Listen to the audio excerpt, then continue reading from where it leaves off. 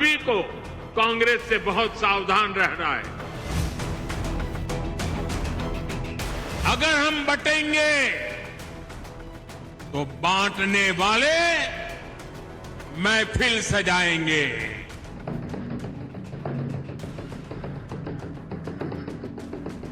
महाराष्ट्र में प्रधानमंत्री मोदी ने नगाड़ा भी बजाया और चुनावी एजेंडा भी खुद ही सेट कर दिया। अगर हम बटेंगे तो बांटने वाले महफिल सजाएंगे। कांग्रेस और राहुल गांधी की जाति वाली राजनीति पर इस बार सीधे पीएम मोदी ने प्रहार कर दिया। कांग्रेस जानती है कि उसका वोट बैंक तो एक रहेगा, लेकिन बाकी लोग आसानी से बढ़ जाएंगे, टुकड़े हो जाएंगे। योगी आदित्यनाथ के बटेंगे तो कटेंगे वाले बयान के बाद इस बार प्रधानमंत्री ने सीधे सीधे अपील की कि उन्हें जातियों में नहीं बंटना है। हमें अतीत से सबक लेना है। हमें हमारी एकता को ही देश की ढाल बनाना है। हमें याद रखना है, अगर हम बटेंगे तो बांटने वाले महफिल सजाएंगे। बटेंगे तो बांटने वाले महफिल सजाएंगे। इस बयान ने महाराष्ट्र के चुनाव का मूड मीटर घुमा दिया है। साफ हो गया है कि इस बार महाराष्ट्र में बीजेपी हिंदुत्व की पिच पर और खुलकर खेलना चाहती है। इस ऐलान से पहले महाराष्ट्र के रण में पीएम मोदी ने खुद से चुनावी नगाड़ा भी बजाया और इसी धुन के साथ महाराष्ट्र चुनाव का आगाज हो गया। दलित, युवा, किसान, विकास, अर्बन नक्सल, जब नगाड़े की चुनावी धुन बजी तो यही सारे मुद्दे प्रधानमंत्री मोदी ने महाराष्ट्र की जनता के सामने उठाए। हरियाणा और जम्मू कश्मीर में किसकी किस्मत में क्या आएगा, ये अब मत पेटियों में बंद हो चुका है, जिसका फैसला 8 अक्टूबर को होगा। अब सबकी नजरें महाराष्ट्र में होने वाले चुनावों पर हैं और ये इसीलिए क्योंकि एक दिन एक ही समय पर प्रधानमंत्री नरेंद्र मोदी और राहुल गांधी दोनों ही महाराष्ट्र में थे। एक तरफ पीएम ने महाराष्ट्र को 56,000 करोड़ की नई परियोजनाओं की सौगात दी, तो दूसरी तरफ राहुल गांधी ने कोल्हापुर में छत्रपति शिवाजी महाराज की प्रतिमा का अनावरण किया। छत्रपति शिवाजी महाराज, छत्रपति शिवाजी महाराज। देश के दो सबसे बड़े नेता एक प्रदेश के चुनाव के लिए आमने सामने हैं। महाराष्ट्र में होने वाला चुनावी रण अपने आप में अलग है, बेहद इंटरेस्टिंग है। ऐसा इसीलिए क्योंकि लोकसभा चुनावों में महाविकास अघाड़ी के शानदार प्रदर्शन ने काफी हद तक इस लड़ाई को कांग्रेस और उसके साथियों के पक्ष में मोड़ा। 2019 और 24 के बीच सियासी समीकरण 180 डिग्री घूम गए हैं। पार्टी में दो फाड़ के बाद उद्धव ठाकरे और शरद पवार की ताकत आधी रह गई है। दिसंबर 2023 को सिंधुदुर्ग में नौसेना की भूमि पर छत्रपति शिवाजी महाराज की मूर्ति का उद्घाटन नरेंद्र मोदी ने ही किया था। समुद्री रक्षा में छत्रपति शिवाजी महाराज के योगदान के लिए ये 35 फीट ऊंची स्टील की मूर्ति बनाई गई थी, लेकिन 26 अगस्त को खराब मौसम में ये मूर्ति टूटकर खंड खंड हो गई थी। प्रधानमंत्री ने इस घटना के लिए महाराष्ट्र से माफी तक मांगी थी।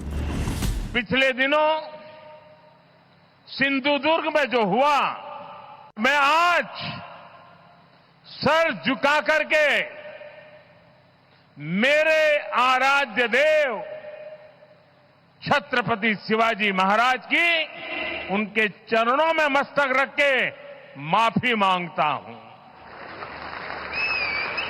और इतना ही नहीं, जो लोग छत्रपति शिवाजी महाराज को अपने आराध्य देव मानते हैं, उनके दिल को जो गहरी चोट पहुंची है, मैं ऐसे आराध्य देव की पूजा करने वालों को भी, उनकी भी सर झुका करके क्षमा मांगता हूं। मेरे संस्कार अलग है।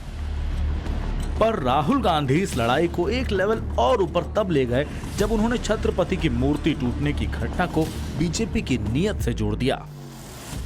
और आपने देखा नियत दिख जाती है, नियत को छुपाया नहीं जा सकता है। उन्होंने शिवाजी महाराज की मूर्ति बनाई और कुछ ही दिन बाद वो मूर्ति टूट कर गिर गई। नियत गलत थी। मूर्ति ने उनको मैसेज दिया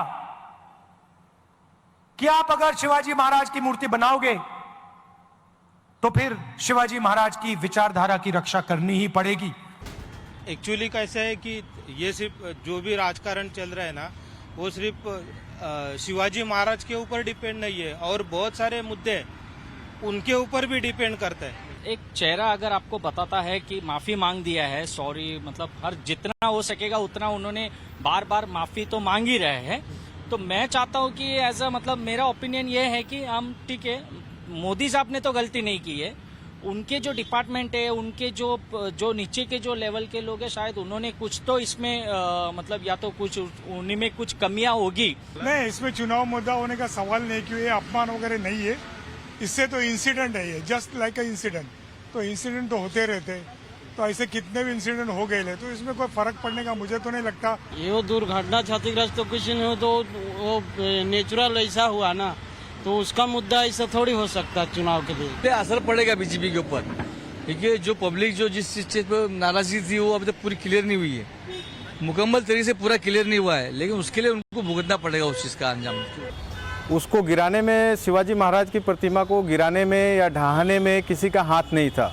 वो एक तकनीकी पहलू है जो जांच के बाद बाहर आएगा। छत्रपति शिवाजी महाराज की मूर्ति जो गिरी है वो लोगों के मन में है। प्रधानमंत्री जी ने माफ़ी मांगने से नहीं होगा। फिर भी इस तरीके का हमारे भगवान का पुतला गिरना यानी बहुत बड़ी हमारे लिए एक शोकांतिका है, ऐसा नहीं होना चाहिए था। वो हमारे देवता है, हम उनको देवता की तरह पूछते हैं, और ये अपने देवता का, हमारे देवता का अपमान हुआ है। मुझे ऐसा लगता है कि अगर गलती होती है और कोई सरकार का नुमाइंदा अगर वो माफी मांगता तो मुझे लगता है इससे अच्छी कोई चीज नहीं हो सकती। कांग्रेस ने चुनावी शंखनाद के लिए कोल्हापुर को चुना, तो बीजेपी भी चुनावी गुणागणित लगाने में पीछे नहीं लगी। महाराष्ट्र के जिस वाशिम में आज प्रधानमंत्री पहुंचे, जहां उन्होंने पोहरा देवी में जगदम्बा माता के मंदिर में पूजा अर्चना की, संत सेवालाल महाराज और संत रामराव महाराज की समाधि पर श्रद्धांजलि दी और बंजारा समुदाय की समृद्ध बंजारा विरासत पर आधारित एक संग्रहालय का उद्घाटन किया। ये वाशिम वही इलाका है जहां बंजारा समुदाय बड़ी तादाद में रहता है। वोट के नजरिए से महाराष्ट्र की राजनीति में बंजारा समुदाय की अहम भूमिका है। किसी जमाने में घुमंतु समझे जाने वाले इस समाज की महाराष्ट्र की राजनीति में आज अहमियत बढ़ चुकी है। आंकड़ों के मुताबिक महाराष्ट्र में बंजारों की आबादी कुल आबादी का 6% है।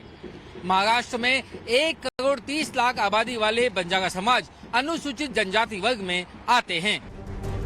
महाराष्ट्र में राजनीतिक शक्ति के रूप में हमेशा इस समाज की गिनती होती है। इस समाज ने महाराष्ट्र को 2 मुख्यमंत्री दिए हैं, बसंतराव नाईक और सुधाकर राव नाईक। दोनों का संबंध बंजारा समुदाय से था। बीजेपी को पता है कि इस समुदाय से कनेक्ट करके उन्हें राजनीतिक रूप से जागरूक बंजारा समुदाय को वोट हासिल होगा। इसके अलावा कांग्रेस और राहुल गांधी की कास्ट पॉलिटिक्स को बैकफुट पर धकेलने का मौका भी मिलेगा। तभी तो प्रधानमंत्री खुद बंजारा समुदाय के लिए किए गए कांग्रेस के रवैये को याद दिलाते हुए उसे दलित विरोधी बता रहे हैं। आजादी के बाद ये देश की जिम्मेदारी थी कि बंजारा समाज की चिंता करे, उन्हें सही सम्मान दे। और उस समय कांग्रेस की सरकारों ने क्या किया? कांग्रेस की नीतियों ने इस समाज को मुख्य धारा से काट कर रखा।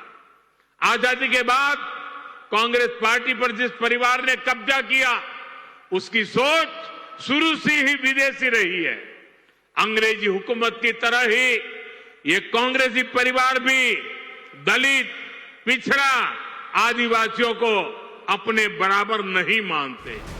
लोकसभा चुनावों में महायुति गठबंधन राज्य की 48 लोकसभा सीटों में से सिर्फ 17 सीटों पर ही जीत सका। इसमें बीजेपी ने 9 सीटें जीती, जबकि 2019 में बीजेपी ने 23 सीटें जीती थीं। इस खराब प्रदर्शन की वजह बीजेपी में दूसरी पार्टियों के नेताओं के शामिल होने को बताया गया। यह भी कहा गया कि शिवसेना के टूटने के बाद उद्धव ठाकरे के पक्ष में सहानुभूति की लहर उठी। अनुमान यह भी लगाया गया कि अजीत पवार की पार्टी के नेचुरल अलायंस न होने के कारण उनकी तरफ के वोट एनडीए के पक्ष में ट्रांसफर नहीं हुए। आरएसएस से दूरियों की भी खबर ने बीजेपी को डेंट पहुंचाया। राहुल की कास्ट पॉलिटिक्स ने भी कहीं ना कहीं कांग्रेस के पक्ष में वोट खींचे, जिसका सीधा सीधा नुकसान बीजेपी और एनडीए को उठाना पड़ा। अब बीजेपी दोबारा ये गलतियां किसी कीमत पर नहीं दोहराना चाहेगी।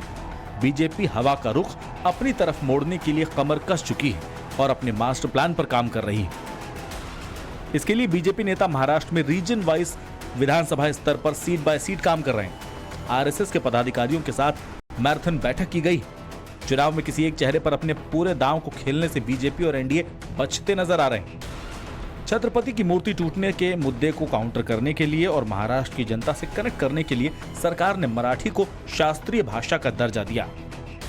चुनाव की तारीखों का ऐलान अभी हुआ नहीं है, पर महायुति में सीट शेयरिंग पर सहमति की खबरें हैं, ताकि क्षेत्र के हिसाब से चुनावी तैयारी के लिए भरपूर समय मिले। इन तैयारियों को एक स्टेप आगे बढ़ाते हुए पीएम मोदी खुद चुनावी रण में उतर चुके हैं। यहाँ वो कांग्रेस को दलित और गरीब विरोधी बताने के साथ ही उसे अर्बन नक्सल का साथी भी बता रहे हैं।